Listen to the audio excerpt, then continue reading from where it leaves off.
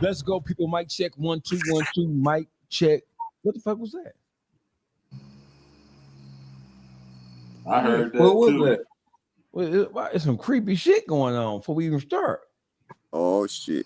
What it sound like? I know we ain't tapped now. No, that's Detroit gossip on some bullshit. Hey, listen, this is the YouTube Streets panel in full effect, and it's been a long time since the full ensemble of usual suspects has showed up for work.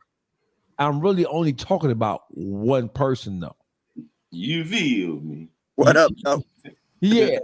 So my name is Dogface Calderon. This is the YouTube Streets panel, right? And so since we got a person who ain't been on this motherfucking 2 months, we're gonna let you start off by introducing yourself. Who are you, sir? And where you come from, sir? So, time for me to reintroduce myself. In Detroit gospel back in effect, going off my hat is. Let's get to the BS as we usually do. Let's get it.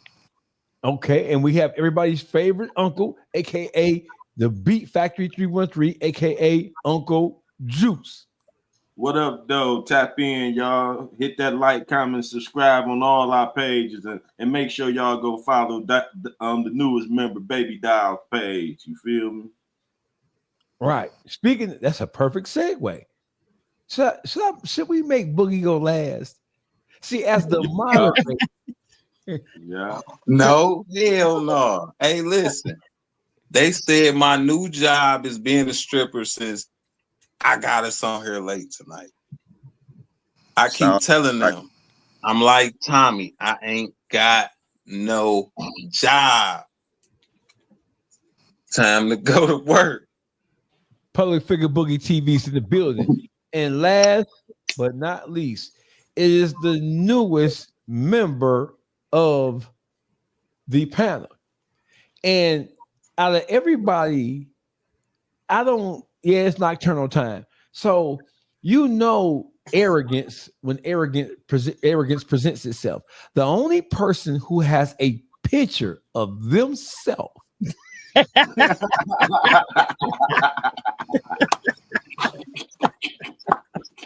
the only person who has a picture of themselves as their virtual background is Baby Dial So Raw. What's the word would you be? I had to put that up because my hair ain't done, so I have to let them know how I do look when I do have my hair done. It'll change that background. I wasn't gonna say nothing, dog face. I wasn't even gonna say nothing. This shit. Psychoanalyzing this shit. Hey, listen, welcome to the y'all go see me. Yeah. Welcome to the YouTube Streets panel. We've had a very, very tumultuous. I'm using big words here. I got a dictionary right here. Right. We over the last 40 hours, we didn't kicked up a lot of dust around here. No, you have. No, ain't no you and team, baby. Ain't no you and team. You feel me? Ain't no you and team. Oh, you know we got your back. You feel me? Dog, yeah, Timu. It's the dog Timu. Ain't no you and team. I'm trying to figure out how the fuck we get back to the. Where the fuck did we go? Can y'all see me? Yeah, we can see. Yeah, y'all can see me. Okay, because I'm trying to figure out where the fuck I went. All right, hold on. Is that it? There you go, right there. So listen, last 40 hours been very like up and down with this shit. And yeah, the higher we on nocturnal time. Detroit Gossip, where have you been, my good brother? Man, I've been everywhere where I shouldn't have been listening to gossip. Sounds about right. So you've been on the prowl for good gossip shit to bring back to the group, right? Listen.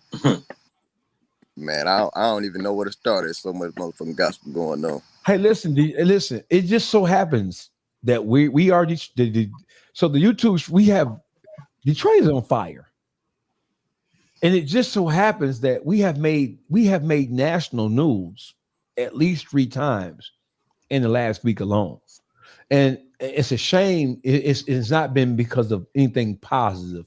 It's been because of the amount of carnage that has taken place in the streets. And it ain't been no good news. None. No good news. No good news. Gossip, you are in the streets. You are the ear to the streets. So what's up with all these YNs acting like grown people? This exactly what you said. What's up with the YN? That's a question that's always raised. I ain't gonna be no answer to it, right? It seems as if it can be a real life contest going on right now. Who can drop the most bodies in record time? That's what's going on. It's like a goddamn game that started off TV that came reality, bro. That's what it seemed like. You know what I mean? Did y'all catch the lady on the news that was reporting and it was shots being fired behind her while she was reporting? Yes, she cut that report short. She told them, we gonna have to end this here. She got up out of there. She ain't no war correspondent. She had to. She's no, nigga, no. I'm not a war correspondent. No, normally when the come out, the niggas put the guns up, but not that night. But that's how you know her job don't love her. They ain't sent her out there with a bulletproof vest or nothing. Back to what's wrong with these YNs is their mamas and their daddies need to hug on them a little more. They need to kiss on them kids and tell them they love. It's a lot of kids out here feel neglected because a lot of these parents are so fucking selfish that they put their own themselves before their kids. You know, they put raising their kid before even raising their kid. I mean, put other things before raising their kids, and these kids feel by themselves. So they definitely gonna handle. It's anger, it's rage. They enraged. They're angry. They feel. I know.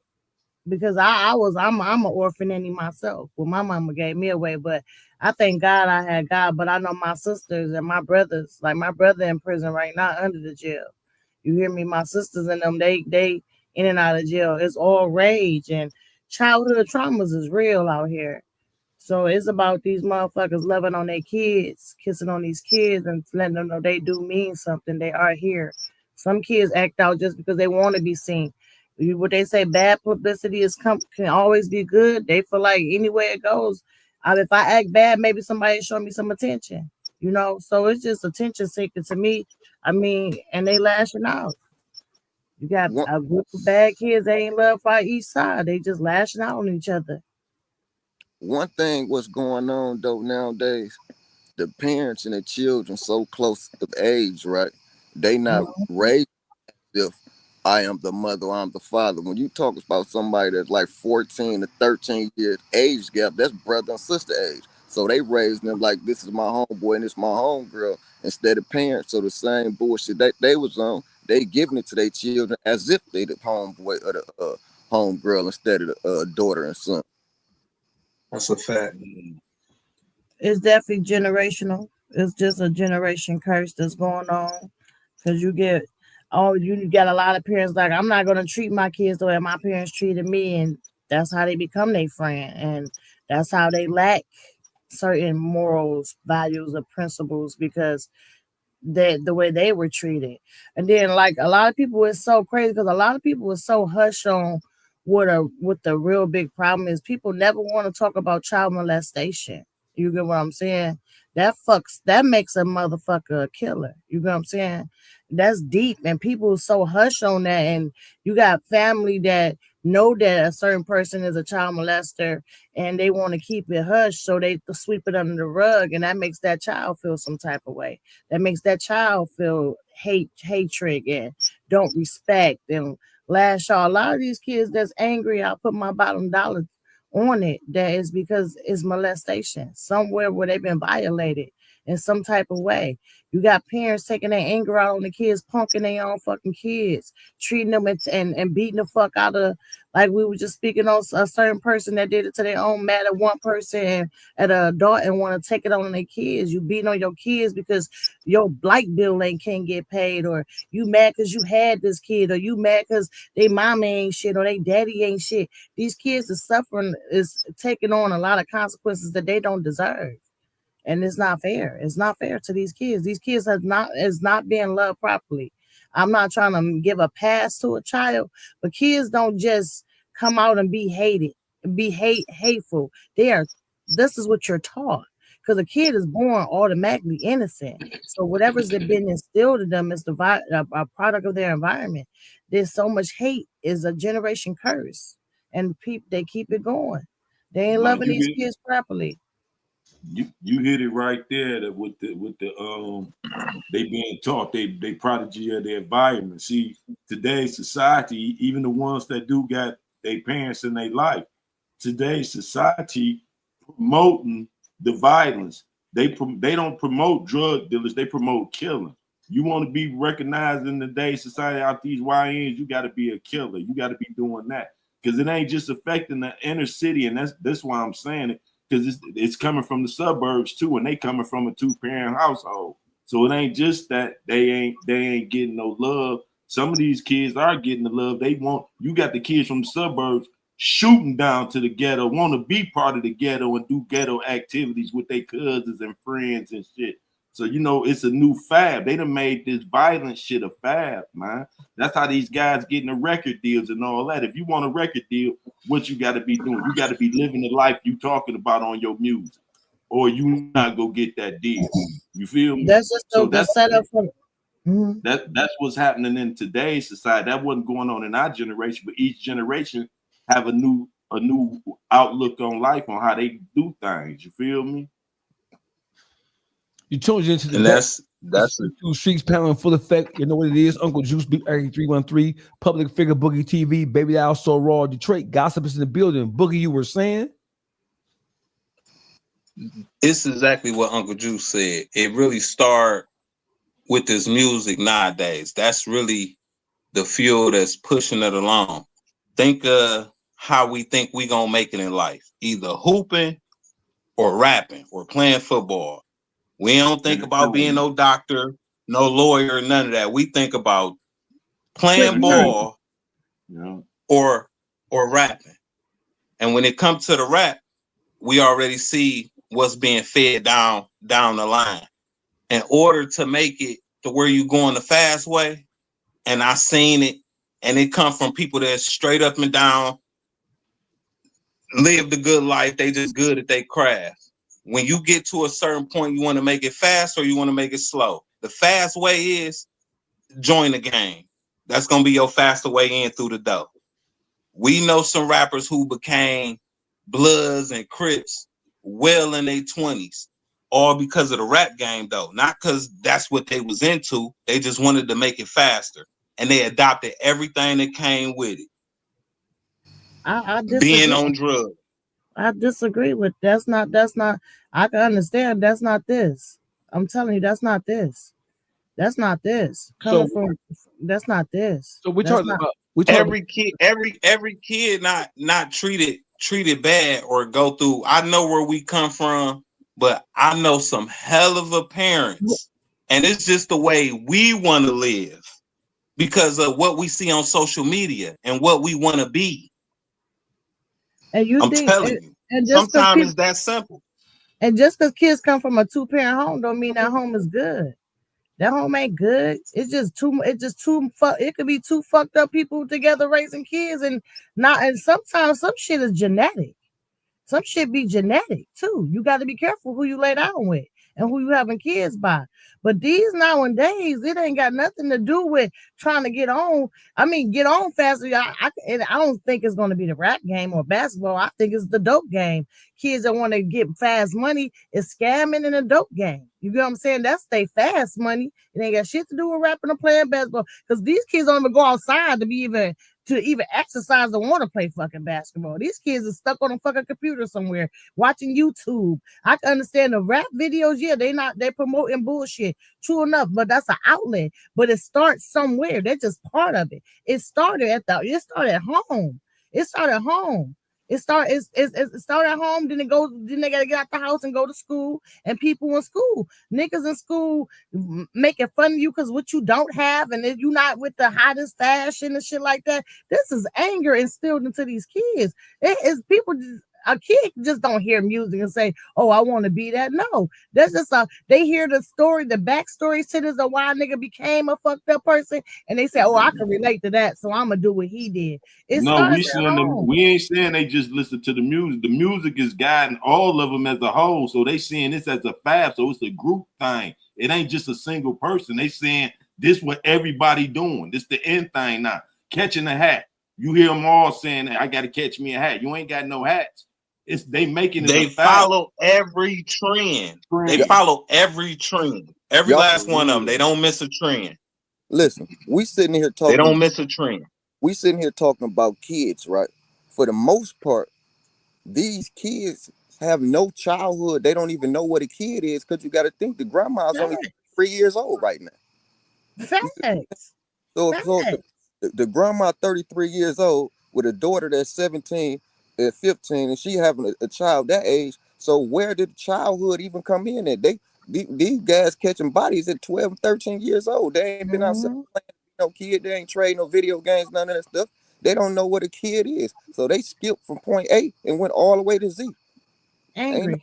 Ain't no childhood. These guys living their life as a grown men at 13 years old. So where these young mamas still want a club and have and be in the fucking streets and put grown people responsibilities on these kids. Okay, you got bitches having kids for their oldest kid to watch the kid for them to do nothing. So now they're mad. You just said something in reverse. You said that bitches are having kids for the older kids to watch. That shit is reverse, but it's true because obviously what you're saying is that you got bitches having babies and they ain't worried about raising them because the oldest kid gonna raise them for them. And the oldest kid don't even know how to raise a kid because ain't nobody raised them. Yeah, they watch. So raising them just means change their diaper, make sure they don't run out in the street, get hit by a car, and make sure they eat and feed them a hot and ready or a noodle. Some hot dogs. That's a fact. Hey, that's a fact. Kids be 8 months old eating noodles. You hear what I'm saying? Ain't no more bottles. They don't even get them no bottles. Fuck Similac. Because I didn't sold the wick and I sold the food because I had to get me some bundles, bitch. Oh, yeah, so get my nails done. Watch this, right? Let's catch this for a second. We spent the first 17 minutes of this podcast talking about children, talked about young adults, kids. They're not even young adults as far as they're kids who have entered into the world of adulthood backwards. They haven't entered into the world of adulthood through academics or through any personal positive accomplishment. They've entered into the world of adulthood through criminality, drug abuse, and every other crazy vice or behavior you can think of. So we know that no matter how they got to be that way, they are that way. There are multiple influences, and there are multiple reasons why the kids are like they are now. We talked about the lack of proper parenting, proper guidance. We talked about and that covers everything from young people having kids that they're not ready to parent. Having a kid and being a parent ain't the same goddamn thing. We know that. Mm-hmm. And then you have a situation where our environment, our neighborhoods, our hoods are so dysfunctional that we have all manners of bullshit that kids are faced with. So like kids in the suburbs are faced with shit too, but kids in the ghetto have it that much harder because they're faced with poverty, they're faced with violence, they're faced with drugs, they're faced with just underperforming, underachieving schools, a fucked up school system, and they're faced with not really having the opportunity to see any successful people in front of their face. I'm gonna tell you something. As a kid, I saw successful people. I saw both sides of the fence. The successful people, even when I was doing wrong, I still knew that being successful was possible because I had some examples. A lot of kids nowadays, their greatest example is the gang bang motherfucker who they mama with, who got the gun, and they're being raised by Roblox and GTA, YouTube, and there's no guidance with the shit. So we spent the first 15, 20 minutes talking about kids and the impact and the role that kids are having and the behavior of kids are having in the inner city, in the ghetto. These kids in Detroit, we've made national news maybe 3 or 4 times in the last couple of weeks, all because young children have either died or committed some type of big grown ass act. So what the fuck is going on in the city of Detroit to where we are seeing all these young kids so callously engaged in such violent, murderous behavior? We talked about how young kids may have, and so and what Baby I'll say it is, and I agree with. So sexual abuse amongst preteen adolescents, that shit is underreported and under talked about in the Black community. Because when it comes to child abuse and negligence and molestation, almost every Black family, we know somebody. We get to the point now where when I was coming up, I didn't really know anybody who had been molested. And if I found out somebody was molested, that was like, oh shit, that was major news. That was like, oh shit, are they okay? Nowadays, right? Shit is so pervasive in the Black community, right? And it's not being addressed. And like it was stated earlier, when you have a child who's been molested, it's a couple of things. Statistically, they say that 75% of the kids who get molested, they go on to become molesters. They're angry, they're frustrated, they don't understand what happened to them. And even as they grow into young adulthood, they've never really had the opportunity to deal with it due to embarrassment or due to parents not want to address it because the parents don't want to be exposed. They don't want to be referred to as negligent parents. And so you have a whole generation of children who are growing up malnutritioned and undereducated, underloved, and haven't been victims of abuse. And we are creating monsters. The monsters ain't starting at 25, 21, 26. The monsters in the Black community are starting at 12, 13 years old. And that's some crazy shit. And I always like to go to the end of what the point is. My point is to say, like, hey, we've gotten to the point now where if you have a household and if you're trying your best, even if you're not perfect, if you had a kid in that household or a child in that household, whether your child, your nephew, your niece, or whatever, I'm of the opinion that you can't allow one bad apple to affect all the other apples that you're trying to make sure that they're okay.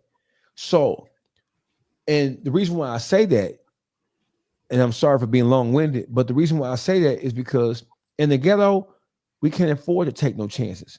We can't afford to wait and see, because it got to the point now to where motherfuckers are chopping motherfuckers down. They mowing niggas down without a second thought. So a parent's responsibility, no matter what, is to protect their nest.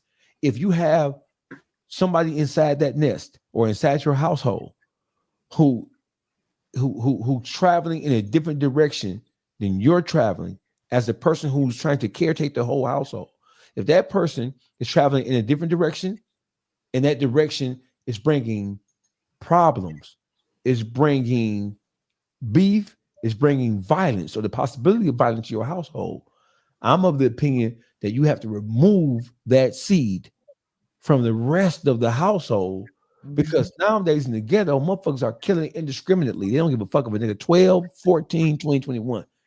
And parents need to be more involved And once you see a child, because most of these kids ain't just been thrown out there, it's still love in the hood, man.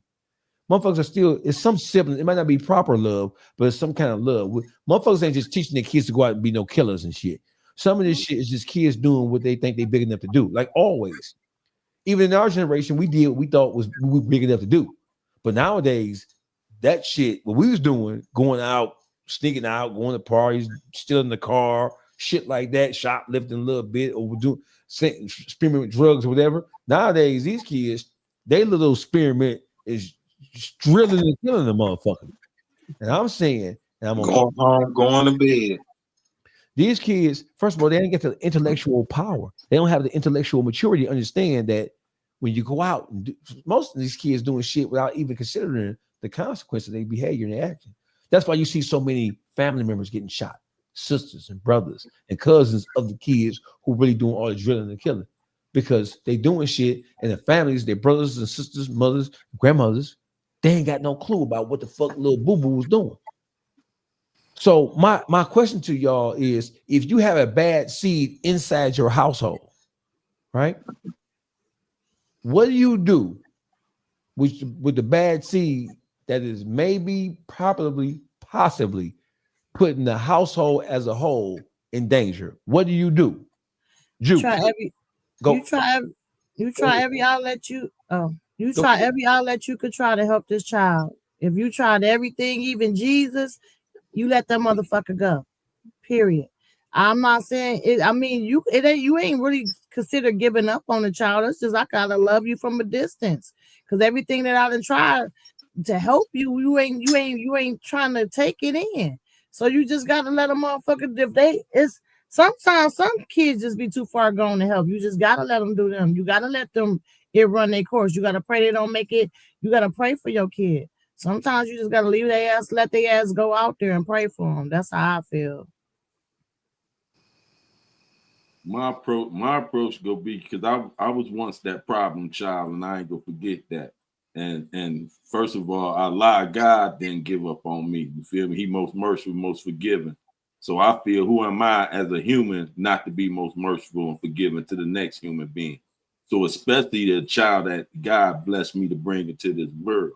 So if I birth these children, no matter what they go through in life, I'm gonna be there long as Allah give me breath to be there for them, and He give me the wisdom and the strength and the ability to assist them. I'm gonna try to assist them where I can assist them at. I'm not gonna never turn my back or turn my hand to assist them. Yeah, I know it get frustrating and some of them out of control and they don't want to listen, but I'm still gonna be right there. If they need me, I'm there for you, and we gonna try to work through that. You feel me? It sounds nice, Uncle Juice. That's a lot of patience. Kids that had your ass locked the fuck up, beating the fuck out there. I got 6 boys and 1 girl. Trust me, you feel me? And I ain't got no little kids, and my kids active. I ain't even go be fake. So I what I'm saying, I ain't speaking from, I ain't experiencing it. I'm going through it as we speak, and I couldn't picture no matter what they went through, me not being there for them if they need me. You feel me? No matter what they did. But what type of man are you though, Juice? I'm like, I'm what type father. of man? I'm trying to be a father. like how you grew. You came up in the streets, right? Right. That play a part of why and how. Maybe you showed your kids certain things as far as not showing them, but they seen what you was doing. So that's you holding accountability. Like, I'm staying with my kids because I was like this. This all they seen to me. If you not a father like that, if I'm in, you know what I mean, nigga, this what the kids see us. We gotta be accountable for that. So yeah, we gotta stand with them. If you a man that don't know that side of me, Boogie, I got children of a dog. Okay. I got children raised in the suburbs that they don't know about Juice for real. But look, let me pause, y'all. Okay. Let me pause, because Tay in the comments says she wrong and this is why women can't raise boys. And you're fucking right. And that's why men need to step up and be a man for their sons, because a woman can't raise a man. I could teach him and guide him in the right ways, but what they need is their father. And my son has his father, true enough, but his son, my son's father, baby foot my fucking son. Instead of chastising your son and teaching your son to be a man, it's different. It's hard. I can't. Me being a female, a little boy gonna look at me as if I'm just come off soft anyway. I'm a female. A young man gonna think a mama is soft anyway. So what I got to say, really, is like, yeah, I hear you, but I ain't no bitch. You feel me? So it is gonna take a man. So you're right. I've never said that a woman. It's hard to really explain. It's really hard to explain. All these men need this, like Jews. You a man. You a father. Of course, it's going to be different. Of course, you can deal with that with your sons because they're going to give you different responses. When it's a mother trying to raise a badass boy, it's different. It's hard. It's not the same. It's so fucking hard to the point where a woman, we have a lot of crying days where it's like, this motherfucker ain't hearing me. They don't hear their mama like that. You know what I'm saying? Let me be the man because they feel like my daddy ain't here. So I gotta, a lot of little boys act out. I ain't gonna say act out, they man up and try to be a big boy because they father not there to help their mama. And they see their mama go through shit and they want to make sure their mama straight. They want to make sure her bills paid. They out in the street to make sure their mama straight. You know what I'm saying? Only way I can make it to really make him understand is to make sure I have a good man in my life to show him how to be a good man. You get what I'm saying? But a woman by herself can't even put up with a badass little boy at all. Trust what I'm telling you. Especially when she got other kids to raise. So listen, I think, go ahead, Gossip. When you talking about having a bad seed amongst multiple children, right? Once you recognize and know that this bad seeds have the influence to show the other children things that you haven't taught them, it becomes upon you as a father to recognize that this child is doing what he's doing to shield the rest from that one child. But even though we recognize and doing our best to shield the bad child from the rest with his activities, as fathers, we don't supposed to turn our back on them just because the BS that he on. You know what I mean? As fathers. Okay, so we have an epidemic now. We have a thing. We have a thing going on in Detroit. And that thing is there is a shortage of fathers. And we know that the black family is being led in large part by black women. More than 50% of households are being led by, and in my thought process, it's like 60-70% of households are being led by black women who have children with no real strong male role models in the play. So right now in the city of Detroit, let's talk about what we get right now. We have young black men who are engaged in grown folk activity. When I say grown folk activity, I don't mean smoking weed and drinking. I mean these motherfucking young kids are running around this bitch marauding and terrorizing like the Warrior. Y'all ever seen the movie The Warriors? Right, the gang movie. Yeah. If you haven't seen The Warriors, it's the quintessential example. It is the most famous gang movie in the history of Hollywood. So my thing is this: speaking about bad seeds. So if you have we ain't just talking about bad seeds from the Bible. No, these bad seeds we talked about, Chucky dolls, are not. These niggas are Chucky dolls. These bad seeds are with their bad selves, with their I know everything. I can't be taught anything. I don't need no big homies. I don't need no OG. Come on. Right? These bad seeds, these are not just typical bad seeds from the biblical sense or just being rebellious against mommy and daddy. These bad seeds are picking up choppers, switches, glizzies, glockies, and they're going out into the community and they beefing with other young people, same people, same age they are, and adults. And what they're doing and the criminal shit they doing and the violence they committing is coming back to the doorsteps of the people who they live with. So we ain't talking about bad seed like little Tommy won't listen to me. He won't clean his plate. He won't fold his clothes up. We ain't talking about no shit like that. Let's keep it gangster.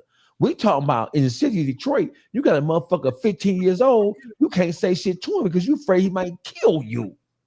We ain't even as grown men, we ain't comfortable checking and correcting these motherfuckers because you don't ever know what the fuck you're gonna be faced with because the kid grew up with no daddy, a mother who was just displaced from the situation, maybe abused, maybe grew up watching mama use drugs and getting beat or whatever the case may be.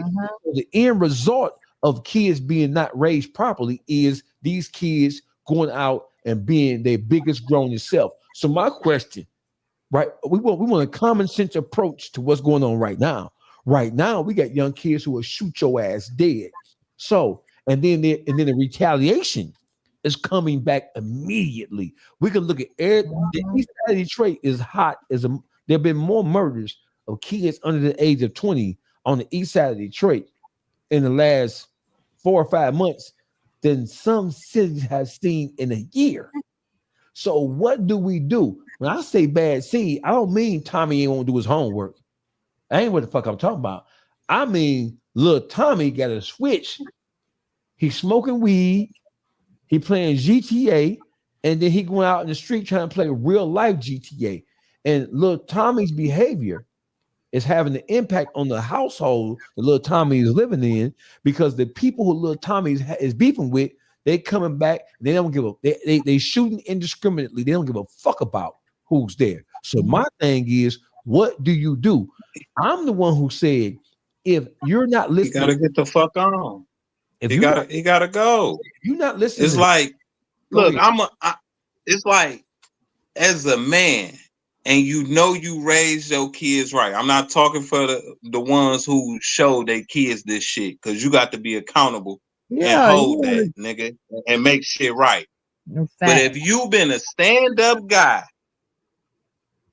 going to work, taking care of your business, taking care of your kids, listen, hopefully you survive. You'll understand what I was trying to tell you later on in life, but you got to get the fuck on. You got a family to protect. I was trying to protect you. And the way for me to protect you is you got to listen to me. Yeah. And you ain't listening. And I run this shit with an iron fist. You got to go, my boy. And I love you. Ain't no love short. And I don't want nothing to happen to you. But I don't want nothing to happen to the family either. Yeah. Hey, Detroit Gossip. Uncle Juice. Yeah, I'm here. Gossip said he getting his charger. Okay, so my question is, so when we say that, I'm saying that right now, based on the conditions that we see, that we are experiencing, that we are observing going on in the ghetto, we talking about Detroit proper, and I'm seeing kids who, for whatever, I don't give a fuck if you were abused. I don't give a fuck if you didn't go to school.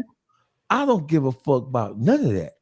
If I know that I tried my honest best, raise and guide you, and if you are because sometimes it ain't be about what ain't happening in the household. Sometimes kids look up to and they aspire to be the shit they see outside their door. You could be in the work. You can go to work every day, and your wife can go to work every day. Baby mama can go to work every day. The grandmama who raising some of these kids can go to work every day, and kids can see that. But these kids are still more, they're drawn into the music, they're drawn into the gangs, they're drawn into the drugs that they see. So sometimes the outside factors can be a greater influence than what's going on in the house, even if the shit going on in the house is righteous and proper. Sometimes these kids just want to do what they want to do. So in the event that you know what you're willing to tolerate is based on what you know that you did. So as a parent, I know I'm a good fucking parent. I know that I'm thoughtful. I'm a drill. Listen, they call me the drill sergeant. All my kids call me the drill sergeant. You know what I'm saying? Here we go. You know why? Because I'm making sure that I try to impart, even as crazy as I am. I'm a talker. I'm gonna tell you everything that I think you need to know, and I'm gonna explain to you in detail, how it could go. And then I'm doing all that so that maybe you can avoid some of the mistakes I made.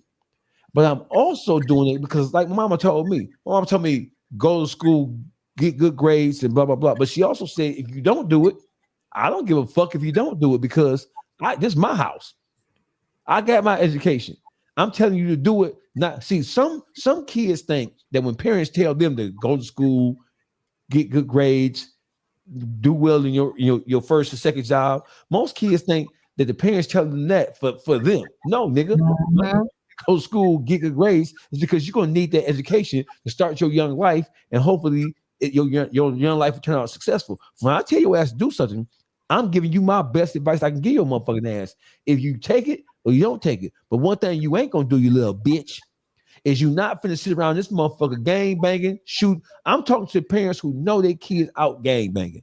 I'm talking You to got a lot of these kids is Malibu's most wanted. They want it's some kids that the gang you just want to do this. Yeah, I feel you. Them type of kids that just want to be ain't lived a life or even had any problems that just want to be out here like that.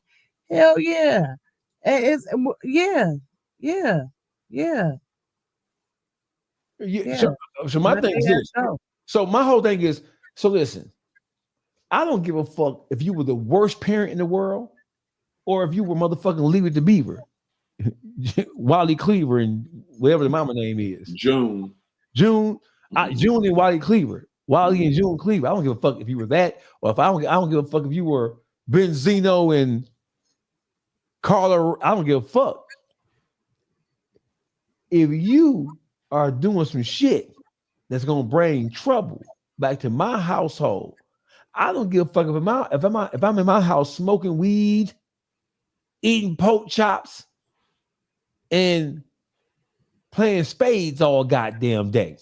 If that's what I'm doing, and I ain't out in the street killing and dealing and bringing no drama to my house, then goddamn it, you do better, right? But if you bringing drama back to this business and gonna lead to somebody dying, you got to get your bitch ass up out of here. Now, you said something that was very important. Do you give up on your child, or do you push them out there to let the wolves? Nah. If my children are not perfect, they make mistakes, and I always say that the kids nowadays, like a kid ain't even grown at 30. Some of these kids need guidance and need advice at 30. See, back in the day, motherfucker, we had to be grown at 10, 12, 13. We're the generation who had to raise their brothers and sisters. They didn't start with these young motherfuckers. This generation right here are the ones we had to raise, because our parents was out on drugs or just doing what the fuck they want to do, or just disconnected from at the household. So my thing is, I don't give a fuck what I'm doing in my shit. You're gonna do what I tell you to do in my shit, based on what I think is right and appropriate, and what I think is gonna be healthy for me and for everybody else who live here. If you decide that you want to go against that, in the world as it is right now, a parent or a guardian cannot afford to let a kid go out there and make mistake after mistake after mistake, because those mistakes, as we see, is causing death to be visited. And get to go. Taking somebody else's child. These kids coming out taking other kids' lives, and the kids' lives they taking is because they jealous of them, because they got something more better than them. That shit bullshit. But at the end of the day, my thing is, you can only try you can only do so much before you can, because at the end of the day, like I say, you got other kids. Say you got other kids and then you got this one bad seed, okay? The time you're putting in for this bad motherfucker is taken away from the time you can have with the other ones and try to raise them up right. So now these kids are feeling neglected because we putting our time into this bad motherfucker and we done tried everything, is when it's going in one ear and out the other. And when these kids nowadays, when they stuck on what they want to do, they're going to do that shit regardless. It ain't really too much a person can do. These kids out here fighting the senior citizens now. These kids out here fucked up. They at their worst, like, Lord, like back in the day, even the old people at least had a pass. The little kids had a pass. Not kids getting killed. You know what I'm saying? Old people getting killed. No fucking respect at all. Like, you're right. You're right. You're right. I got a question for you, Juice. I got a question for you. Go ahead. So so what we talked about right now is the end result of a kid maybe not being properly nurtured and guided. So when you have a child, when you have a young adult who probably has been through a lot of this shit, because a lot of us have. When you have a child who hasn't been properly guided, who hasn't been properly loved and nurtured and cared took, and that child is displaying all of these signs and they're displaying all the most negative part of what a kid is supposed to be, and that behavior is manifesting itself into problems that can be visited upon the household that may have an impact and effect on everybody else in the household. Is it ever a time? I didn't talk. Well, so I get your point, Juice. Hey, my kid getting some shit, right, wrong, or different. I'm riding with them. I'm gonna try to sort it out for them because I'm their daddy. You know what I'm saying? That's what we're supposed to do. Supposed to protect our seeds. But is there ever a moment in your mind where a kid is just like, listen, I love you, but I'm gonna have to remove you from this because the shit you're doing is going to cause a problem for everybody else in this household? Is it ever appropriate to separate the bad seed from the rest of the barrel? Oh yeah, most definitely. It is. You can separate, but that don't mean you give up. So I agree with that. You can separate them from the situation. You feel, remove them from that situation and still be there for them to try to help them get themselves together. You feel me? So yeah, I agree with that. Yeah, it is a time you might have to separate them. You might have to, we done had to get sent out of town. You know what I'm saying? You get too bad. Like I got too bad. My mom sent me to California with my grandfather. You feel me? When I was young. So yeah, sometimes you might have to remove them from the situation, but that don't mean you gave up on it completely. Or I'm done with you. You doing that life. You on your own. No, I never do that. But yeah, I would say, man, I gotta get you out of here. You bringing too much heat over here. I'm gonna take care of you over here. I'm gonna get you, set you up over here. Make sure you straight over here, and I'm gonna be back and forth over here. Make sure you straight. But we got to get you away from this situation and change your environment. See, sometimes you got to be able to change to help a child change their situation. You got to change their environment. You want a kid to change, but you got them in the same environment around the same influence. You feel me? So we can't just put it on. We go turn our back on them and get and push them out the nest. You feel me? We might have to change their condition. You absolutely right. We might have to change their condition for them. You feel me?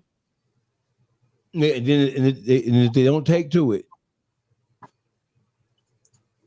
And they don't take to it, then shoot, you do it from afar. Hey, I did all I could do. I'm still here for you, but you gotta, you know what I'm saying, you gotta figure this one out. Now you keep on. I've been doing this for the last 15, 20 years with you. Yeah, when you go get it right. You feel me? Raising kids is like it's not a precise science, especially in the world we live in now. We have to constantly make adjustments. And we have to tweak shit because we're fighting against all the negative shit that a kid can see from the outside of the household, and then we're trying to make what we're doing appear to be fair seeming inside the household. So it's a lot of pressure on parents now. And you learning as you going with it too. As a parent, you gonna be learning. You feel me? We ain't got it ain't no parenting book. Ain't no life book to tell you how to live life. You feel me? So you go from experiencing bumping your head, being faced with trials and tribulations on how to handle the situation once you face with it. You feel me? So yeah, having them children, having a bad child is like having a child with a mental problem. You have to look at it like having a child with mental issues. You feel me? Oh, we're gonna get to that higher wants to know what's up with the description. Oh, we're gonna get to the description. We're gonna get to this bitch ass Calico Jones. You just hold your horses. But before we get to him, since we're on this subject, let's go into what we see happening right now. One of the Band Gang is one of the most popular rap groups in the history of the city of Detroit. They lost another one of their members by the name of Boom. He passed away. He was at a repast a couple of days ago, and somebody came through, the YNs, as we so affectionately refer to them as, The YNs came through and they shot the reception up. Was this on the east side or west side? It's on the East side. east. Do you think you're making? East side. East side. Okay. So I don't even know how to even approach this conversation because I want to do it as responsibly as I possibly can. So what happened is that while attending a repast for somebody who passed away, one of the band gang members by the name of Boom, he was basically stalked and he was murdered. He was shot and along with several other people. And was it just him who had passed away? Or was there other people who passed away? Was so far we only heard that Boom passed away, but it was multiple people shot. Multiple people shot. Okay. So Like 3 people shot. Okay, 3 people shot. Okay, so then something happened that shook the city of Detroit down to its core. You had a father who, in his mind, believed that his daughter was responsible for lining up the shooting, helping to orchestrate the shooting that took place at the repast. And this father, he took to social media. We all know Detroit Rap, Detroit News, Metro News, they reported that the feds came in with local law enforcement and they raided between 10 to 15 houses in one day, in a couple of hours, trying to curb all the violence and the gun violence that's going on in the city. And they had a specific emphasis on gangs and younger people who were just off the charts. So what happened is this gentleman, right? One of the first raids that happened was at this gentleman's house. So he posted on his social media, and this is what he had to say. He says, while y'all killing people, I was at work. Next day, me and my son were in the first 48 room. This is what he said. He went on to say, so now this gentleman, his name is Kevin Putnam. He has deactivated his page because of the blowback that he's received from outing his own daughter. He goes on to say, Deep, Sees Love, Detroit Smiley, these are 2 young women. Where y'all at? I'm free now. So after I clean my house up, and he's talking about this right here, you see is the raid. These are the feds and the local law enforcement running up in his house. And his house was the first house they ran up in, looking for guns and looking for the vehicle that was involved with the shooting in the Band Gang Boom situation. He says, I'm free now. After I clean my house up, I'm lurking, I'm coming. You going to jail, y'all going to jail. Y'all involved in murder and had my son pick you up in that car registered to me. They think he came with the guns. Do you know people are dead? So he's talking to his daughter and his daughter's friend, who's a female also. He goes on to say, he's making all these posts. While y'all killing people, I was at work. Next day, me and my son was in the first 48 room. So he's sharing all of the new clippings of what happened at the repast. He goes on to say, damn, hey, Detroit Smiley, who is his daughter, this is how you do us. They hitting your grandmama house next. Then what? So he's letting her know that the feds are going to her grandmother's house looking for evidence of what took place for that shooting. Tell your sister and cousin I said thanks. That's crazy. Grandma might have a heart attack. They said it's crazy. They had me and my son in the first 48. See more. So it says them guns that y'all know about. He telling everything. You hear me? So the question here is, obviously, this gentleman, he believes that his daughter played a role in lining Band Gang Boom up. He all but says it, right? Mm-hmm. My question to you is this an example of young people doing what they want to do and then what they do possibly potentially having an impact? Now, my question is, as a father, would you have, even if your daughter would have been implicated in something like that, would you have taken to social media to No, basically confirm and out your child? Under what circumstances, if any, would you have done that, Juice? no, I wouldn't have took it to social media. Even if I felt I had to get cut her off for what she did, I was that mad. You done brought this to my mama house. You bringing it to our house. You got me arrested. I still wouldn't have took it to social media and put a target on her back. Even if I'm gonna cut her off and put her out, you could do that. I ain't against that. If that, that's your choice as a parent. You feel me? You got your rules for your house. But in the same voice, I'm not go intentionally just because she careless with the family lives. I'm not go intentionally put her out there, not knowingly. I could be setting her up for failure, deliberately saying that she done this and she set this boy up. I could be setting her up for the killers from both sides. I wouldn't do that deliberately. No, I wouldn't have put my child out there. None of them, her or him. You feel me? Baby down. Yes. Do you think that the Mr. Kevin Putnam, you think him acknowledging and basically all but admitting that his daughter had something to do with it, do you think that was an appropriate thing for him to do? I mean, it depends on what type of parent you are. If he ain't no street dude. I mean, if he from how I'm taking it and how he's doing it, in his head, he think he getting the target off his family. She hot. So let them know it ain't, because clearly he probably felt as if everybody knows her, especially if the police that had him in the interrogation room. So that means the police already know who did what. You feel me? He just didn't want to feel like he was a part of that. So now, just because the police arrested him don't mean the police got it all figured out. But he don't know that though. You don't know. You got these squares from Delaware. You got these some people just don't deal with the police. Ain't never been in police context, so they don't know how this shit go. He ain't no street nigga. He probably feel like you gotta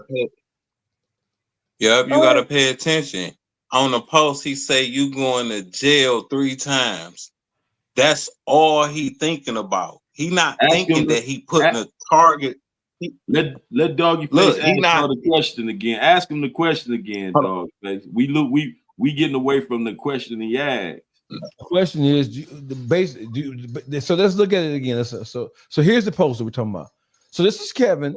He's tagging his daughter and his daughter's friend. She's a female also, right? He says deep as a result of him being angry that his house is being raided, and I'm assuming he's finding out that his daughter played a role in the death of somebody of Bang Gang Boom at the repast. So I'm assuming he's proceeding with the thoughts that she did this or has something to do with it in his mind, because he says deep, right? He tags his daughter's friend, sees love, and Detroit Smiley, who's his daughter. Where y'all at now? I'm free. The police have let them go after questioning them. So after I cleaned my house up because they ransacked and fucked this house up, I'm lurking. I'm lurking. I'm coming. You going to jail. You going to jail. Both of y'all going to jail. Y'all going to jail. So he owned that. Y'all involved. He said y'all involved in the murder and had my son pick you up in that car registered to me. They think he came and got the guns. They think he came and got the guns. So that's what the police was questioning him and his son about. Y'all involved in the murder and had my son pick you up in that car registered to me. They think he came and got the guns after the murder, after the shootings. Do you know people are dead? This is him talking to his daughter and his daughter. So he gave a child to save a child. That's what the fuck he did. He gave a child to save a child. Because this is a 16-year-old boy, ain't have shit to do with you. You been on this shit. This is what you been doing. This is what you know. I don't think he's wrong. I don't think he's wrong. Because they basically telling him that the son is gonna go down for her bullshit. They like not at all. That ain't him, it's her. And he gave a child to save a child. And maybe sometimes sending your, I don't care how nobody fucking feel about this, but sometimes sending your kid to jail will save them from being killed in the streets. You get what I'm saying? Sometimes I know it's old school parents will be happy when some of their kids get locked up because they rather the jail get them for the streets get them. Now, his question was saying that was the daddy wrong for doing it? No, he's not. He wasn't. Right, I hear y'all on that, but for one, ain't nobody proven that the girls actually played a part. The police is doing an investigation, so they didn't just raid that man's house and say they go raid his mother's house. They doing a raid on about 15 different houses. So it's evident. Let me finish. It's evident that they don't know exactly what transpired. They're fishing themselves and they trying to put things together. It sounds like because that car fit the description of the shooter's car, that's why that car was implicated, because it came through at the time of the shooting was evidently just over with. I don't know when the car came through exactly, but that car fit the description, and evidently they cleared them because they let the daddy go. So that's why I'm saying I wouldn't just rush and went to social media and put no target on my child back when in fact he don't know exactly if she actually did play a part in it, because the police don't know if she played a part in it. You feel me? They right now just speculating and trying to build a case to see who played a part in it. So for him to run straight to social media and throw his daughter out there like he knows it's a fact, it ain't been proven the fact that they did anything yet. Just because the police came and got you don't mean you did do something. So why would I throw my child out there and I don't even know all the circumstances yet? Because the police don't even know all the circumstances yet. That's what you think. You don't know what the police discussed with that man in there. But I'm pretty sure whatever the police discussed with that man there, they had facts on some shit. Trust me. The police, whatever they told, and they was, as he said in there, they was trying to thinking his son had something to do with it. The police would tell you certain shit, and when you ain't being interrogated, and they told him certain shit that the daddy know for a fact his daughter did it. You get what I'm saying? This man ain't guessing. One, I'm pissed because you've been fucking tore up my house.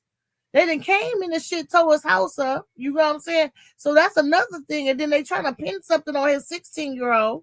Yeah. And then they asking him where was he at this time. He let them know I was at work while they was out there killing. But so everything you saying show that they didn't know. They didn't know until they started raiding people's houses. They put in the situation together. So they knew enough. If they knew for a fact, they would have warrants out for their arrests for them girls. These are the people that they got on the news. Fuck what they told the daddy. They would have got on the news, the police. They've been on the news about the case all along. Not. That's not how investigation go. You just said they know for a fact. So if they knew for a fact already, they would put warrants out for their arrest. If they knew for a fact they did this, they need a witness. If everything draws them to this one chick, right? If everything drawing them to these people, okay, they can't just go on. They need they need a witness. See, we don't know all what drew them to them. We just know the car drew them to them. See, we don't know. We ain't read nothing else about nothing else. See, right now we throwing extra stuff in. That's why I was saying let Dogface read what it said. We only could go off what they said. Everything else now we adding to it. So now what we know they said, they grabbed the daddy up. They questioned him. They believed his story. They let him go. Behind them getting the daddy, they still ain't came back and said, we want warrants for them girls' arrest to talk to them. You feel me? The daddy ain't say, it's time for y'all to get questioned. They looking for y'all. The daddy said they about to go to my mama house next. You feel me? That's mean they still investigate. They ain't told to get the daddy no for show evidence. They don't do that. They still building the case. So how are they getting the daddy house and the grandma house? Where are they getting this from? So the car fit the description. The car that the daddy got fit the same description. Is it the right car? Did they ever say it was the right car or the false car? Right? They never said it was a right or wrong car, right? They had to say it's the wrong car. They let the daddy and them go. The car registered to him. So if they let him go, they don't. They can't believe that's the car that played the part. They took the car. They took the car. He just had an alibi. He said he was at work. The That's why they let him police, go. but the police took the car. They took the car. So they- that's not saying that it's not. the father had firearms in the house too. So they took Right. the car and they took the firearms. They confiscated them. Right. To see if any bullets matched up to any of them guns in this house. They took the car. That means they can't just take some shit that they have a part, nothing to do with nothing. They could tell if someone was No, fired out the they car. could take the stuff for investigation. They could do all that and then they give And it they back. only left the daddy out because he said that they only left and they said it was shell cases left in the car. So my thing is they took the daddy to get daddy go because he has an alibi. Did He they said say he was that? at work. He was at work. So of course they can't keep him if he had an alibi for the time of the murder. So I believe they going in the right direction. So clearly they The didn't tell daddy the said daddy. they thought the son came and brought the gun. So with him saying they thought, that means the son didn't do it. Because he said they thought he did that. That's why the police. That's why the police came. Was and got shell him. cases left in the car? They didn't say that. They didn't say none of that. Oh, they didn't say that.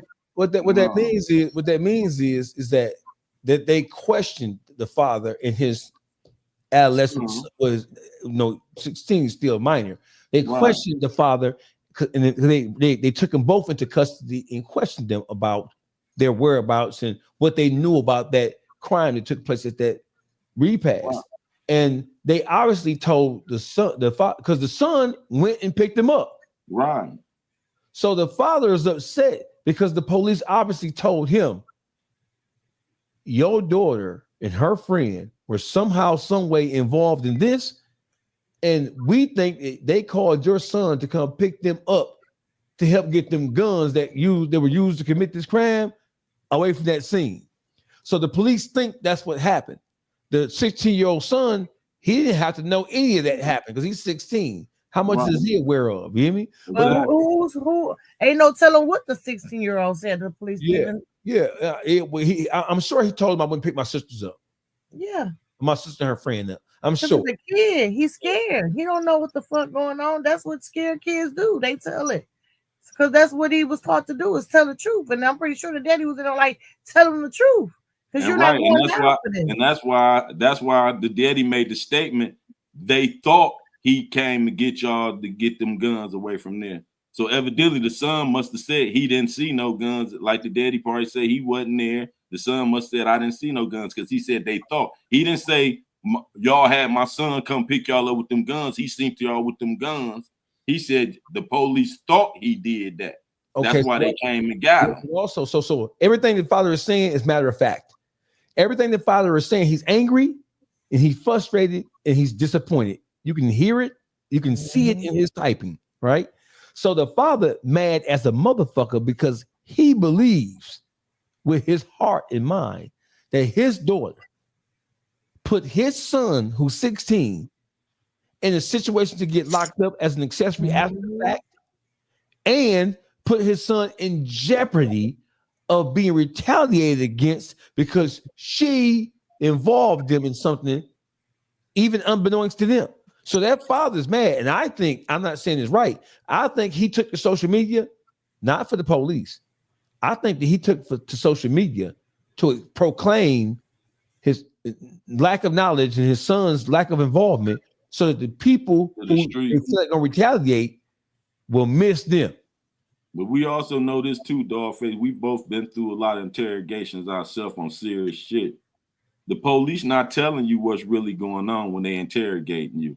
When they fishing, they gonna tell you a bunch of bullshit to make you think it's worse than it is, make you think they got this information, make you think they know this. So them having their daddy in there, they didn't give him no real information. They was trying to pick his brain. They don't get you there to give you their information. They get you there to see what they could get out of you. I get you, but here's what I'm saying. That father's response is all throw his daughter under the bus. And I don't think he's throwing his daughter. Listen, that father went. No, I agree with you when you say he trying to let the streets know, them street niggas know that we ain't got nothing to do with it. I agree with you with that. But listen, so we know for a fact that he's trying to send a message to the streets. What my son. So leave my son alone. Because if motherfuckers believe that his son was an accessory after the fact, they're gonna blow his motherfucking news to the left. That's one. Right. Number two, that father went in that motherfucking interrogation room. I would love to see that footage. He went in that bitch and told everything he knew about his daughter. Now, whether it was enough to get her arrested, don't know. But he was forthcoming and honest with whatever. You could tell that. Yeah. And I think another reason he went to social media, because she ain't answering her phone. She probably wasn't answering. You feel me? So he went and put it on social media. Hey, y'all going to jail. Y'all going to jail since y'all don't want to answer this phone. You feel me? I'm gonna read this social media. I'm gonna tell you something, right? So I can understand that he not. I ain't no gangster. I ain't with no gangster shit. You little bitch. You didn't put us in a very fucked up situation with your fast little bitch ass. And bitch, since you did that, and you without no regard or concern for your family, your brother, then bitch, fuck you. That's a father who made a choice. And that's a father who's frustrated and made a choice. Fuck you. He drew his line in the sand. But what if it come out that they really didn't do that? Because the girl steady saying she didn't do that. The one girl that got wrong. Shot, that's how I see it. The one girl who got shot said that they seen them down at the hospital too. You know what I'm saying? So, and the girls who they saying did it, of course they go say they didn't do it. I know that. They go say they didn't do it. But I'm saying that brother told that daddy something different. That 6-year-old told that daddy something different for him to stand on that he knows. A man, he's not gonna say something that he guessing on. That day. No, he said the police talk. He never said it was no fact. The daddy never said that's no fact, baby doll. He said the police think. He never said it's a fact. The daddy never said it. He said the police, y'all got the police thinking my son did this. He know his daughter capable. He know what his daughter capable of, for sure. Hey, the son probably did pick up some guns and didn't know it. The guns was on right. He might didn't know on the little rats. But I'm saying, and he didn't know it. And that's why I'm saying the son had to tell the police. So watch this. We taking our clues from what the father said. This is the father posting that news clip from Metro Detroit News. He said, "While y'all killing people, I was at work. Next day, me and my son in the first 48 room. 3 shot, 1 dead at the suspect shoots up repass in Detroit Park." Okay. The father goes on to say what we just read. He said, other than that, he says, "Deep sees love and Smiley, Detroit Smiley, where y'all at now? I'm free now. So after I clean my house up, I'm lurking, I'm coming. You going to jail, you going to jail, y'all going to jail." That's a nursery rhyme. Y'all he said y'all involved in murder. This is after he talked to the police.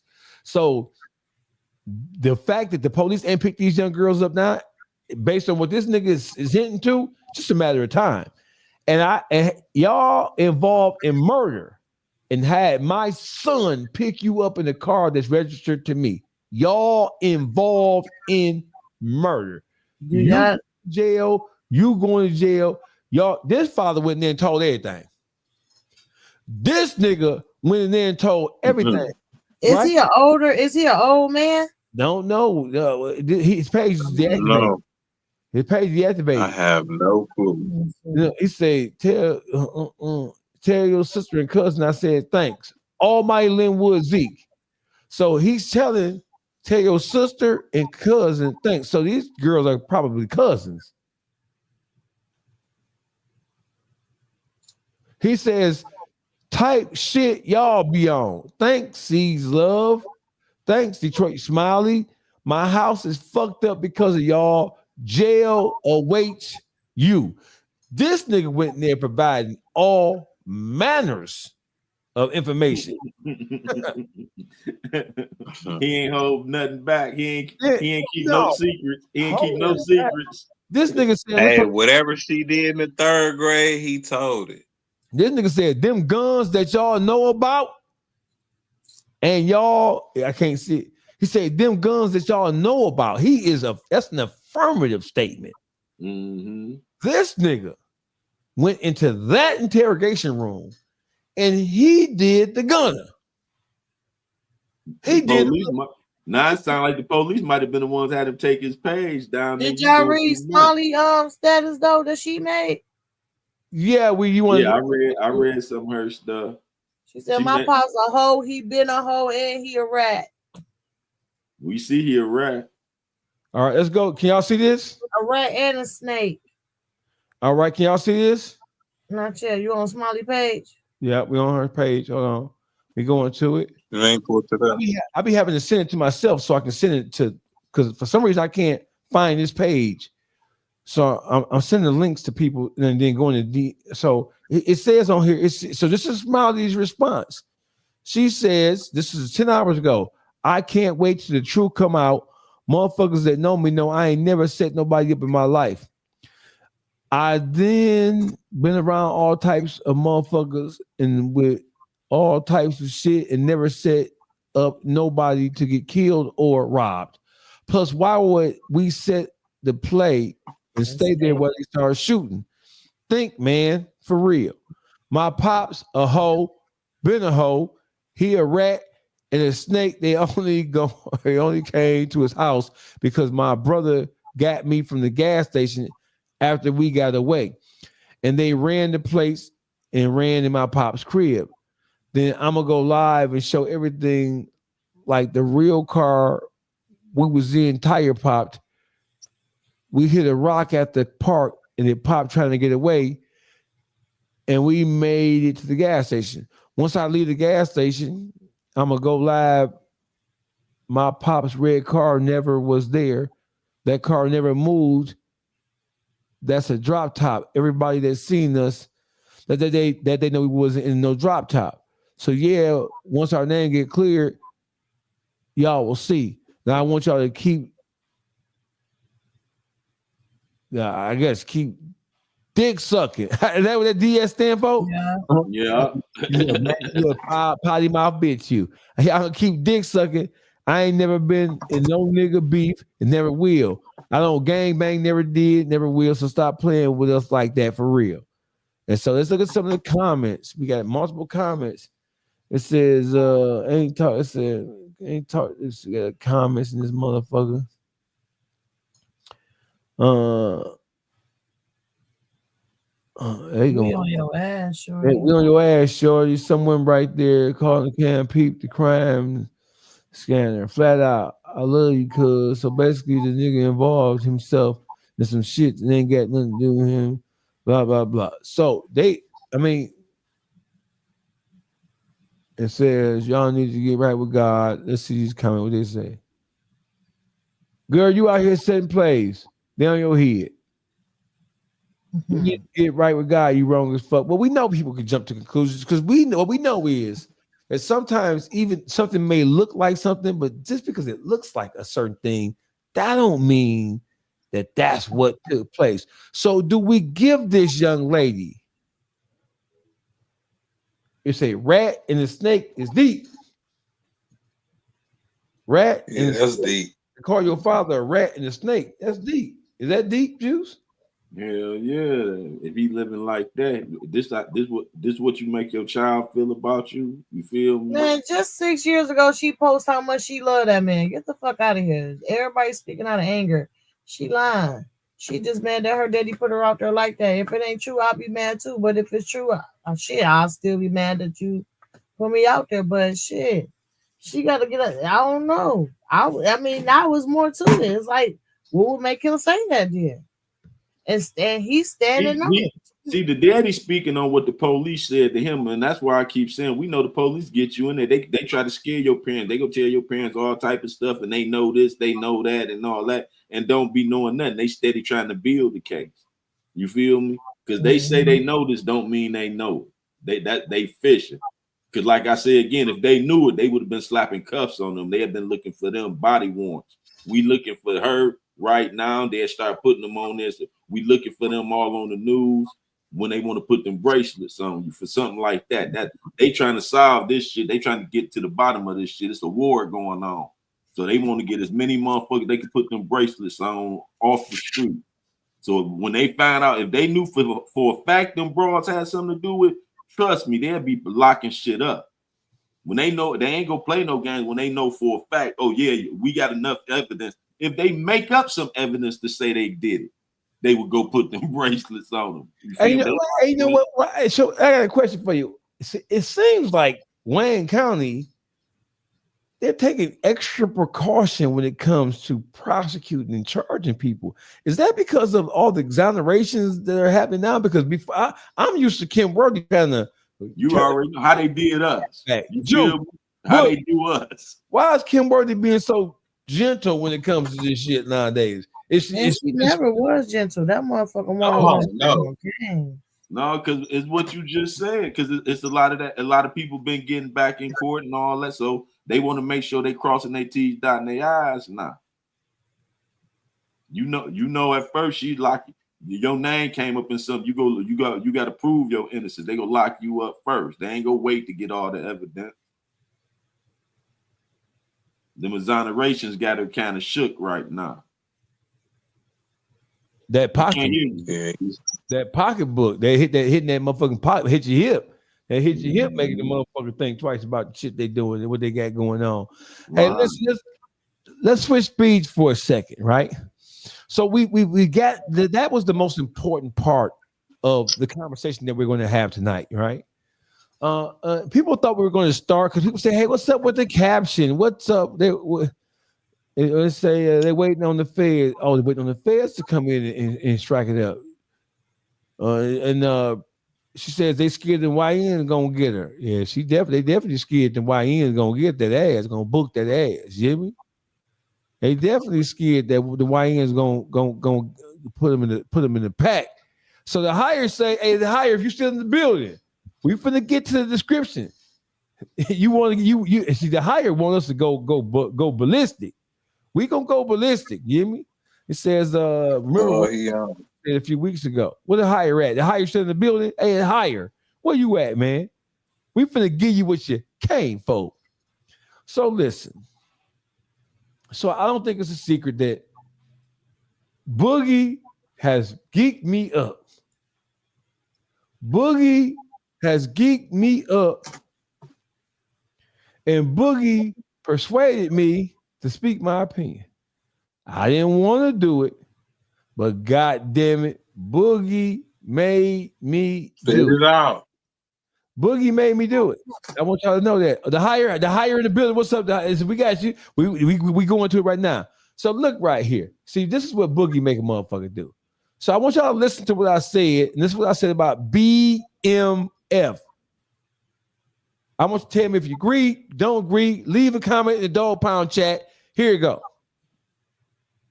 Like, what is your disposition with BMF? Like, take me through that. Well, first of all, bro, fuck everything BMF. Everybody who claims BMF, fuck them all. Fuck their mamas, fuck their sisters, fuck their dog, fuck all of them. And I'm saying that with the full force of my motherfucking throat and esophagus. Just so we're on the same page. Fucking mama. That's the fucking mama, dog face. Moving so shiesty and so dirty and so sneaky that if motherfuckers from the east side of Detroit really knew the role that BMF played in a lot of the street shit that took place, motherfuckers from the east side of Detroit wouldn't fuck with nothing BMF whatsoever. Period. Simple as that. And that's the absolute truth. Yeah, so how you feel when people say that you're not qualified to speak on this type of business because you're from Pontiac? I'm rich. The biggest rappers and some of the biggest gangsters in the history of Detroit were not born and raised in Detroit. One of the biggest rappers, couple of the biggest rappers in the history, in modern history, were not born or raised in the city of Detroit.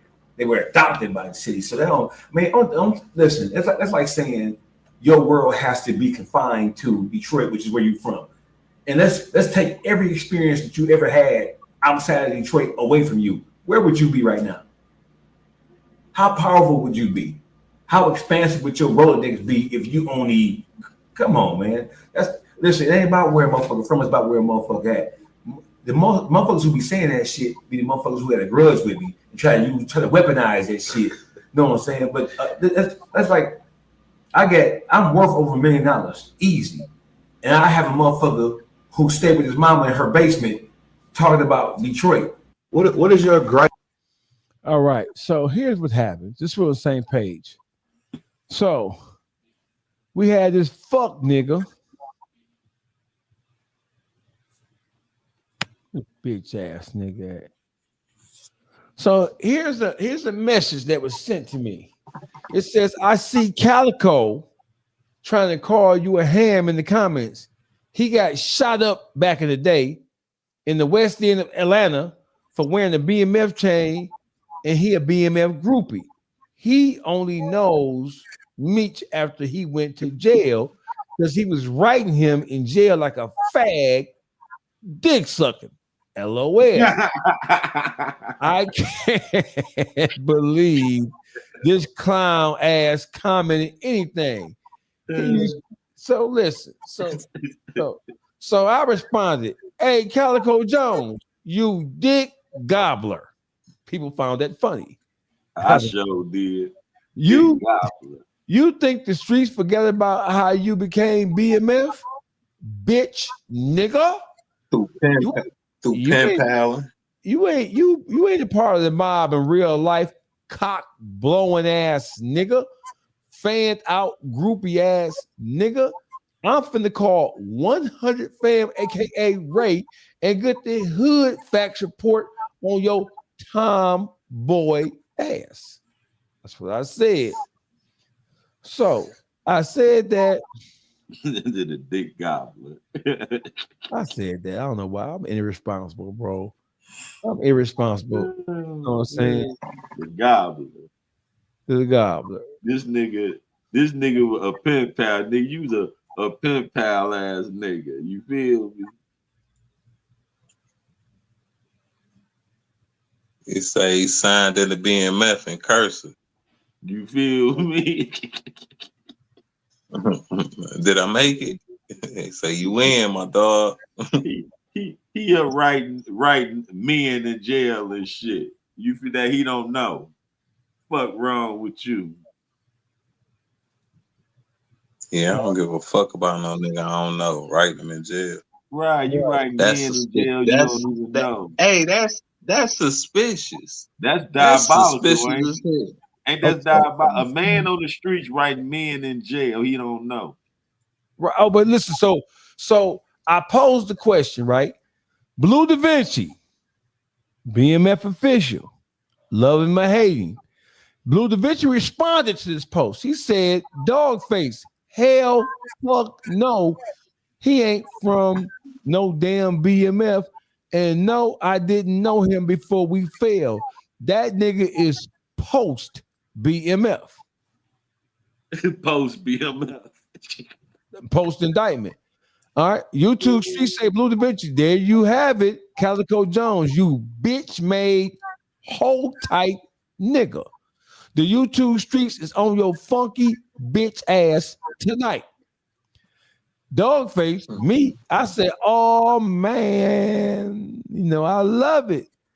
He got to get served. Beat Factory, Uncle Juice, Boogie, Baby Doll, fire that car up. We got to go on a G-Ride. That's what I say. That's what I say. We got to go on a G-Ride. So listen, let me get to the heart of this shit. Hey, Calico Jones,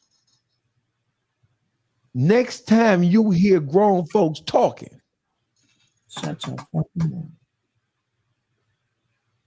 Shut your bitch ass up. You big dummy, you big dummy, you big cold-blooded dummy. You big dummy, see what you did? You see what you did? You put yourself in the crosshairs of Doggy Dog. You put yourself in the crosshairs of the disrespectful people of the YouTube streets. Because Lord knows public figure Boogie is rude. Lord knows Baby Doll got zero fucking emotions for shit. No filter. And Lord knows Uncle Juice don't like you no motherfucking way. With your bitch ass. Hey, Calico Jones. I got some theme music for you. I'm finna.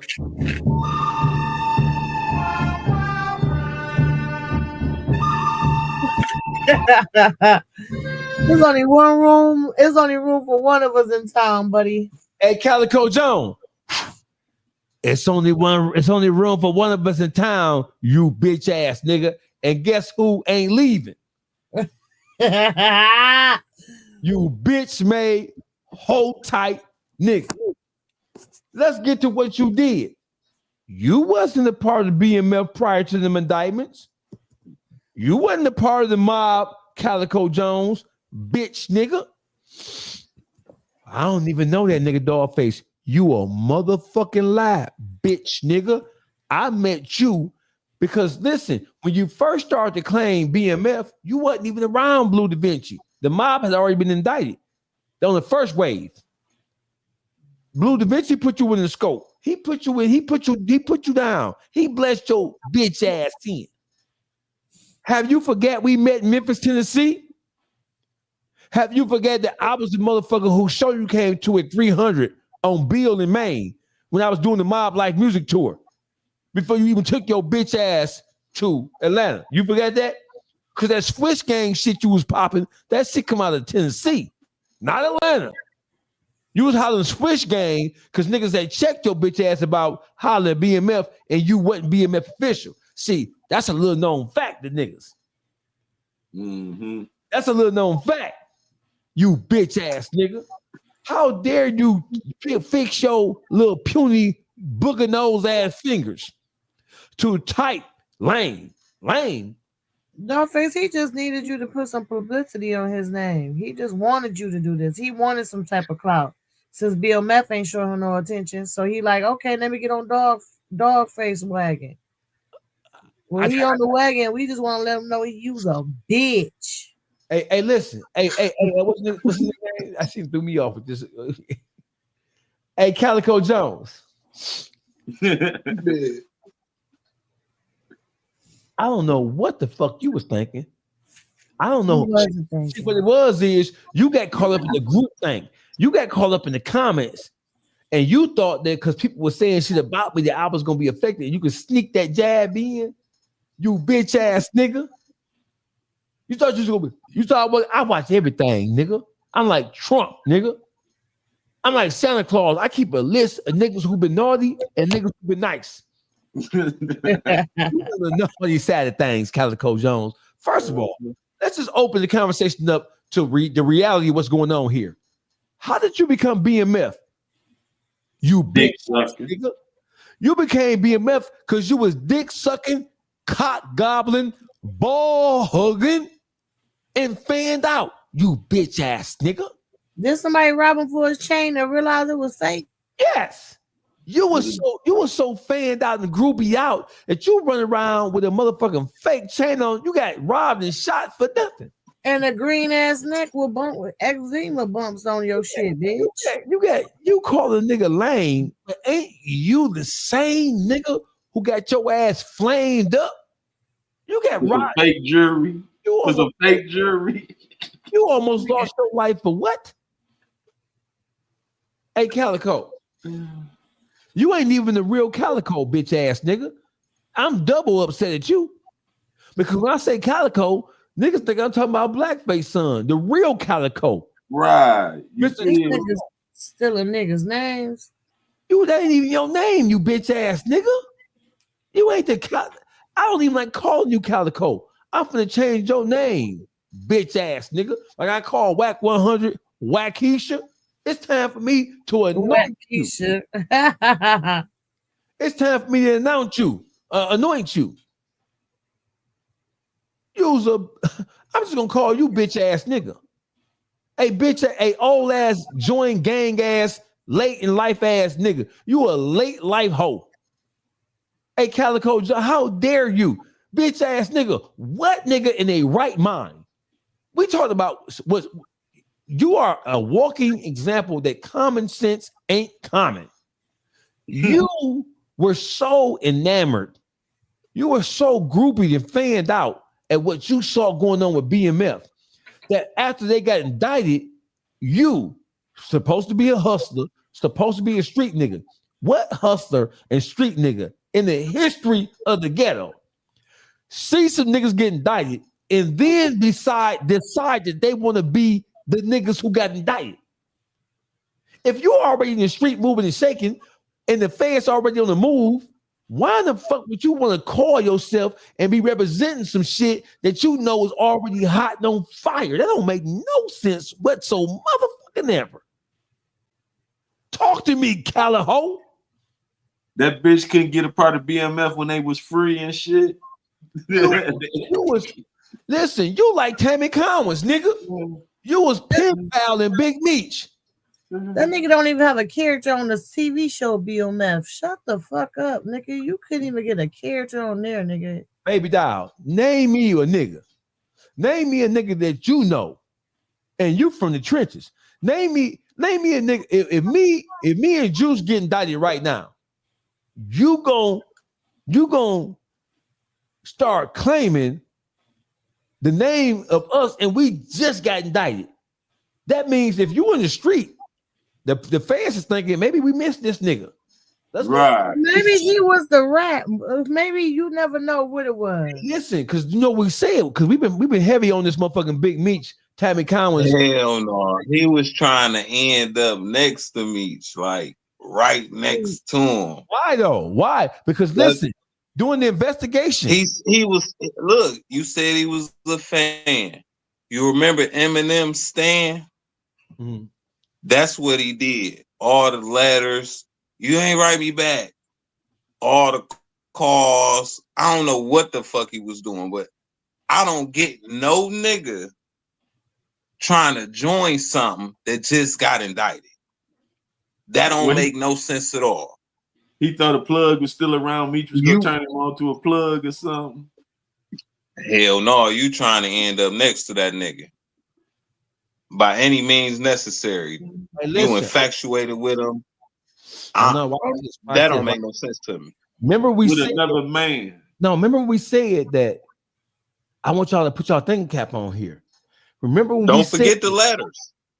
Yeah. Remember we said that it was motherfuckers who were planted in BMF after the indictment happened. Remember? Maybe I am proposing that Calico went out his way to become a member of BMF so that he can get close with high-ranking members for the purposes of what? Because it don't make no sense that a nigga from the streets watch some niggas get indicted. You watch them because you a fan, bitch ass nigga. So you can't say you ain't watching. You can't say that you ain't enamored with this shit. A nigga get indicted right here. And then I have nothing to do with them, but I say I want to start claiming them, and they just got indicted. Make that make sense. That don't make no sense at all. So why was you in such a hurry? Why was you in such a rush? Why were you in such a frenzy to become a BMF? Nigga, BMF was going down, and you jumped right on it. Why? He liking that nigga. Nigga, you had a crush on Meech or something, nigga. You infatuated with another man and shit, nigga. I think, bro, that nigga first, then you got shot over a fake chain. You got music all on YouTube, ain't none of it good. I don't know what the fuck Blue Da Vinci was thinking when Blue Da Vinci signed you up. Picture that getting shot over, almost losing your life over some fake shit. Over a $20 necklace. And then when Big Meech and Blue Da Vinci fell out, guess who sad? This bitch ass nigga, Caliho. That's your name, nigga, Caliho. Not Calico. A calico is a firearm, bitch. And you ain't seen no part of a firearm except the bad side of it.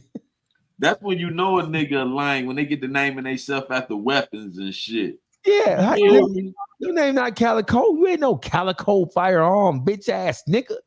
You a butter knife, nigga.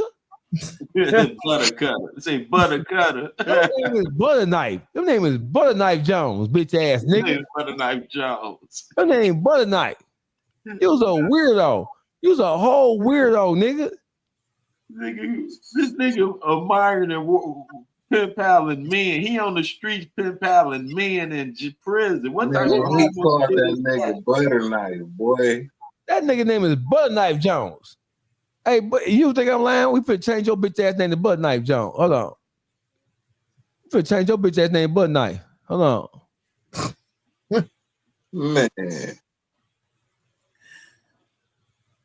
Hold on. We're gonna change Can your you name. picture that Boogie writing men in prison? You on the street, you writing men you don't know in prison. That took the cake for me. I ain't really need to. I ain't need to hear no more. Hey, that's why it ain't really nothing I can say on that. Y'all see the ticker? Y'all see the ticker? Yeah, What they say? Crazy. On YouTube streets, Butter Knife Jones is indicted into the fuck nigga file. Hey, Butter Knife Jones. You joined BMF after Meech was indicted. Why in the world would you join BMF or want to even join? Name me one real street nigga who said to himself, oh, I think it's a good idea for me to join and start claiming the name of some niggas who was just indicted day before yesterday. Name me a nigga who think that's a good idea. You big dummy. Hey, Butter Knife. You big dummy. I need you to come and talk to me. You big dummy. Cause I'm lost. I want you to help. I want you to help me. I want you to explain to me like I'm a fifth grader. You big dummy. Why in the fuck would you try to join a gang of niggas in a criminal organization that had just been indicted? Who you working for? You big dummy. You big dummy. You big dummy. You big dummy. You big dummy. See what you did? You see what you did, Butter Knife? So did that second wave of indictments come after he got down with them? Shit, he might been working with them people. Yeah, because who does that? And listen, bro, for everybody who's watching this, and we're not going to tarry on this long like the Bible say. Calico Jones became he sought membership into the BMF organization after Big Meech and Southwest T got indicted. Why on earth would a street nigga who have emotion align himself with an organization that was already fallen? Why? We've already proposed the fact that there were people who trying to get next to Big Meech like Tammy Collins. So this nigga is a pen pal in the same way that Tammy Collins was a pen pal. Because Tammy Collins was Blue Da Vinci bitch. She pen pals her way into Meech's life rights. Am I right or wrong? Exactly. Facts. And this nigga Calico of Butter Knife Jones, he pen paled his way into being able to officially represent BMF. Why? What for? Boogie, tell me what the fuck going on here for real. I already told you it's already diabolical. I was going off the point when you said he was writing another man in jail that he don't know. Nigga, like that's. And then it sounded like you were saying Blue Da Vinci put him on, and then when Blue and Meech fell out, he sided with Meech. I did say that. I don't know. So it sounded like he had a man crush on Meech or some shit. You feel me? Probably. I'm saying that too. I'm saying it makes sense to me. For real, because what other reason could it be? It makes sense to me, God damn it. What it makes it because listen. Hey, the best friends get indicted. And then after the best friends, but see, after the best friends get indicted, YBI get indicted. And after YBI get indicted, I come along and say, you know what? I'm already selling, because he gonna claim to be a gangster. I'm already in the street, robbing, stealing, killing, selling dope, everything. I'm going to attach my name to a group of niggas who already under indictment. First, you gonna start writing them. You'll start writing them in jail first. Nigga, Nigga, I wish I would. Could you picture that? You writing some men in jail trying to get on a line from some niggas who just got indicted. You trying to get on a line. Bro, this nigga was writing the nigga in jail, trying to gain permission to be able to use their name without getting his ass roasted for it. He didn't give a fuck about the fact they were just indicted. And who knows how expansive that indictment could have been. He didn't give a fuck about being wired up and roped up into the shit. He was willing to put his life on the line just to be associated with some niggas who were already fallen. Why? He had a man crushed on them niggas from a distance. I think it's a little more sinister than that, Juice. Because come on, nigga, he trying to get close to niggas for what? Right. No, what's your reason to get you trying to get in close with some motherfuckers that ain't even on the street no more? They done been took out the game. You feel me? And you trying to utilize them to advance yourself in the game, or would you trying to advance get some more evidence for yours truly and shit? Boogie, under what circumstances, Boogie, does he watch a crew get indicted? The biggest crew in the history of Black America in modern history. And under what circumstances does the motherfucker watch niggas get indicted? And then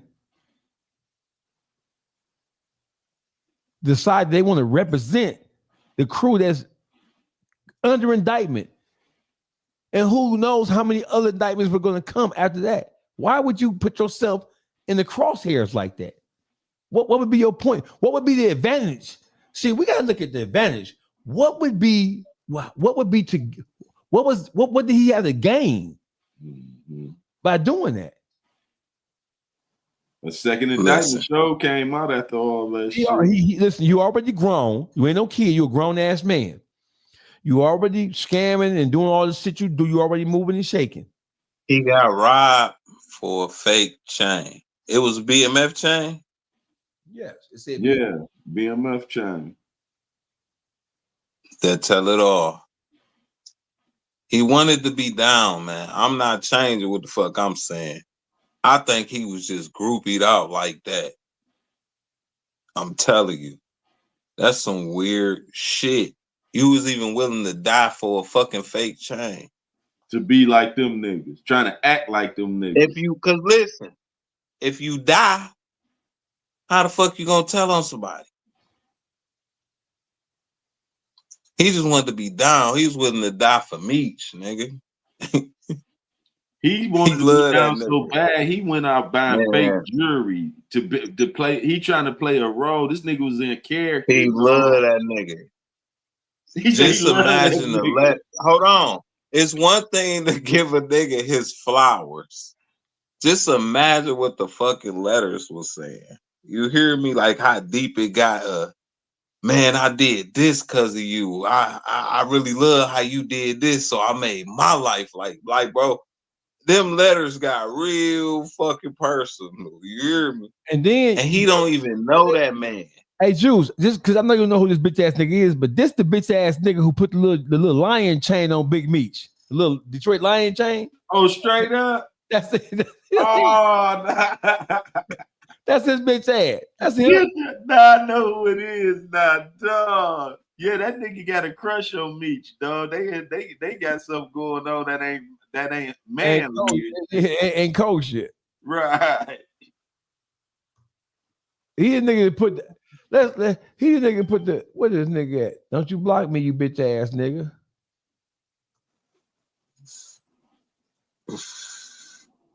This the nigga that put the little bit chain around Big Meech's neck.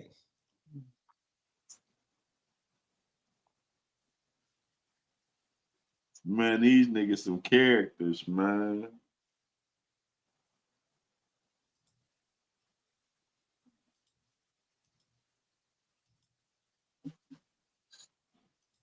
Here you go right here. Hell no. He want to be a part of this, man. He got a crush on this man. Why would you get him this little bitty ass Detroit Lion shit when he don't even fuck with Detroit? Why would you do that? This nigga fanned out, dog. You was a hoe. Why would you put that little bitty ass chain on that man's neck? He worse than Tammy. That nigga worse than Tammy, dog. This nigga's a hoe. The crazy thing, you want to know something? Hey, long nights and cold sweat. Something about my son.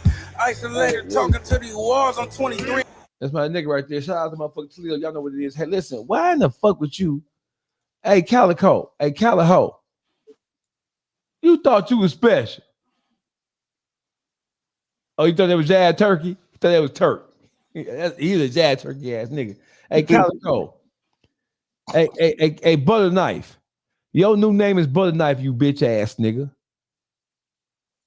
Don't you never in your life, you black funky, darker than Boogie. You darker than Boogie. Don't no nigga darker than Boogie TV talk no shit to me. Think they gonna get away with it. You hardcore, psycho, dick-eating ass nigga. You joined a motherfucking criminal organization after it was indicted, thinking you were going to do what? What was your objective? I'm suspicious of you, Butter Knife. That's some strange behavior. A strange behavior. That shit smell like Johnny 5-0 in me. For real.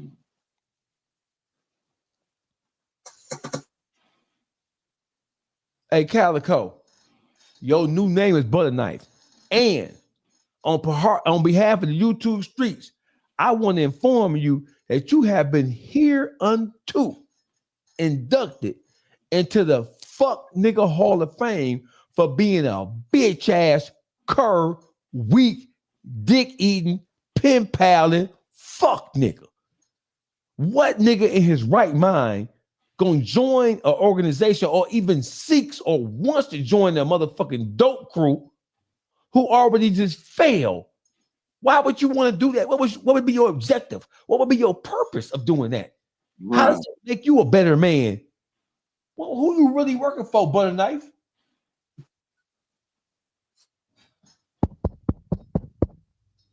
You should have just came and just joined my Bible study class early Monday mornings, Tuesday nights, Friday nights too. Cause I know y'all like to party, but yeah, Bible study. Hey, Caliho. Hey, Butter Knife. Somebody should have told your bitch ass. You should have shut you, nigga. How you got shot over a fake chain? That make sense. Make that make sense. That don't make no more sense than it did for you to join BMF after they got indicted. But you a street nigga. Why would you want to put that heat on you? You cannot. Right. Man. Hey, you big dummy. You big dummy. You big dummy. You big cold-blooded dummy. You big dummy. See what you did? Oh, no, you big dummy.